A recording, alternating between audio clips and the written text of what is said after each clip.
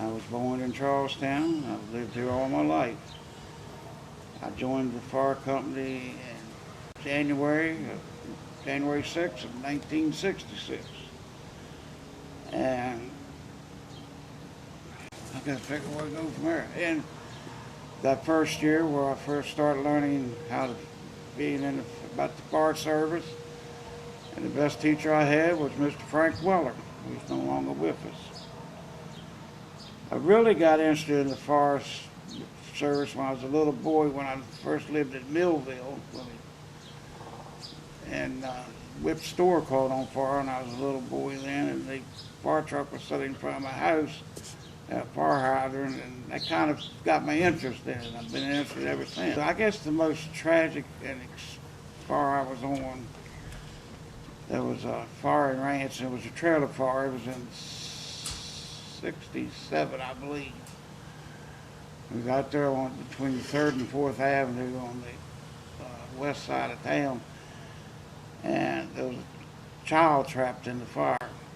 And I'm not going to say who the men were, but one of our members was in there looking for it, and he found the child on the bed, and he brought it out, and I was standing at the door, and he handed it to me, and the child's face was black as that camera I'm looking at, but it was in the early spring, and it was cool that day, and I know God must have had something to do with it, because as soon as he dropped him on, that child started crying.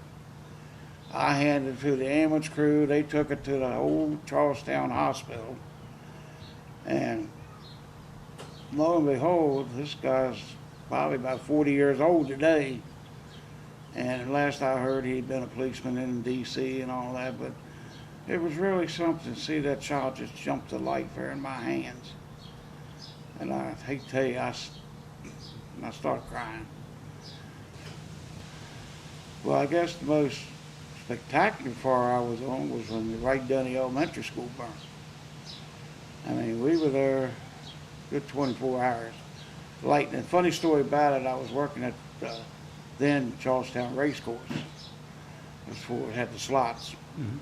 And it was a thunderstorm. It was in May, late May, just before school let out. And came home, Mom was still living. She had supper ready, and I ate supper, went out on the front porch. I heard this bang of lightning, heard this loud clap of thunder, goes, man, that was close.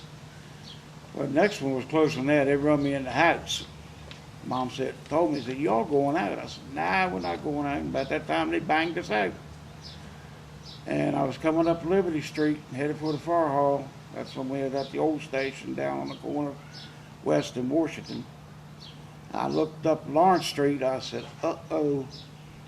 And that was I had went to that school at one time, 1 year, before they built Ranson Elementary. And it was very emotional to a lot of guys that went to school there. But it was a landmark. It was lost to the county. Another fire I was on was, if anybody remembers it, was what we used to call the Toy Factory, or the place to build puzzles. The phone company offices are there now in front of the concrete slab. That was another 24-hour fire. I think that's the first time I've ever seen a fire tornado. It was so hot, it was drawing in like cool air from the bottom and going up, and it worked just like a tornado. There was all that material in there, papers and stuff burning. And we had to stay there all night to make sure we didn't get out of hand, because across the road was the trailer court, houses, across the road, make sure Wysong's farmers were across the road. Most of them, as we used to call, smells and bells. Now, the night them 6 people burned, no, I was not there. Out there at the Washington Farm, Locust Hill. Wasn't at that one, but I was down at the fire hall next day. But I wasn't in town that night. I heard about it when I came home next day. Mr. Weller. Well, when I joined the company, he was fire school instructor.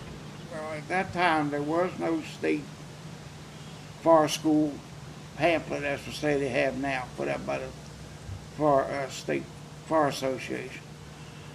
Well, he had what he always called the pre-basic course. He taught the basic needs of what you do at a fire. You know, how you start with your hose, how you do that, how you wear the mask. Well, when they went to the new, what then was called Section 1, Section 2, we got looking at Section 1. And it was Mr. Weller's pre-basic course, almost word for word, because he was so respected in the fire service in this state. Chief-wise, I guess the best chief I ever served under was Mr. Kenny Willingham. I've known him before I joined the company because his wife went to our church, and I went to school with his daughter, so I knew Kenny.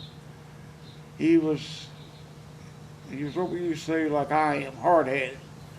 But he would reason with you.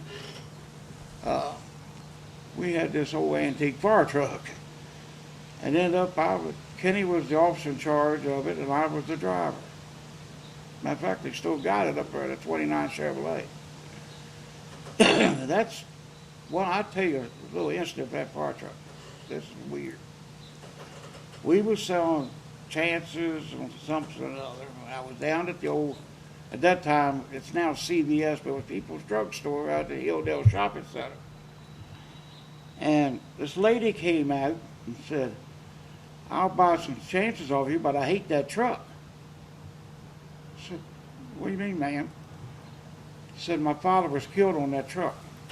This gentleman, glad this happened, because this gentleman belonged to Independent Fire Company. And he caught our truck. And they were going into Cabletown, and there's a sharp curve. Just to come into Cabletown, it's like a 9-degree turn.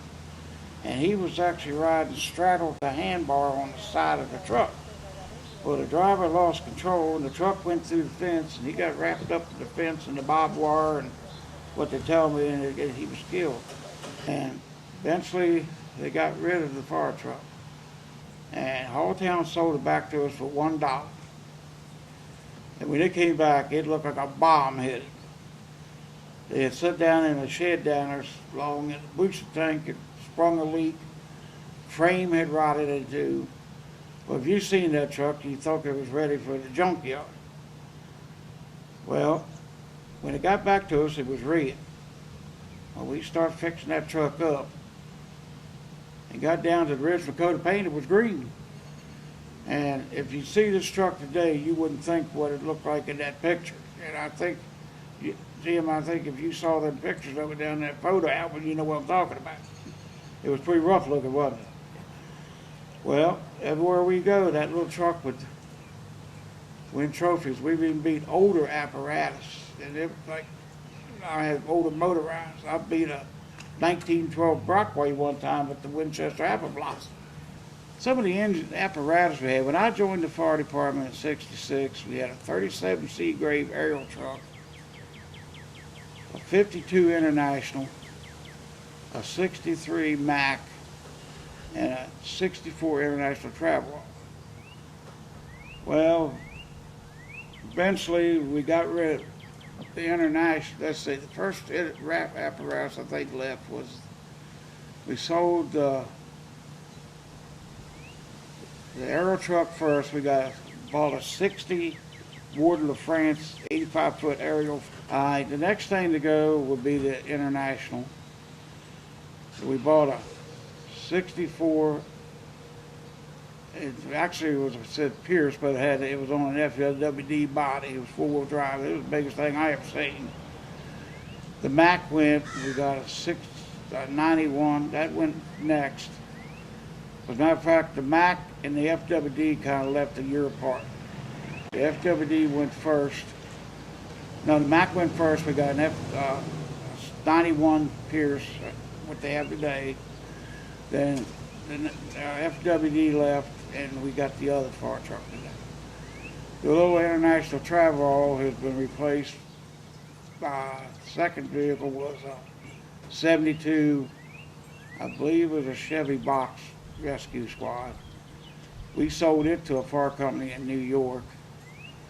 Then we got the big 89, I think it says Volvo on it up there at the far. I could be wrong.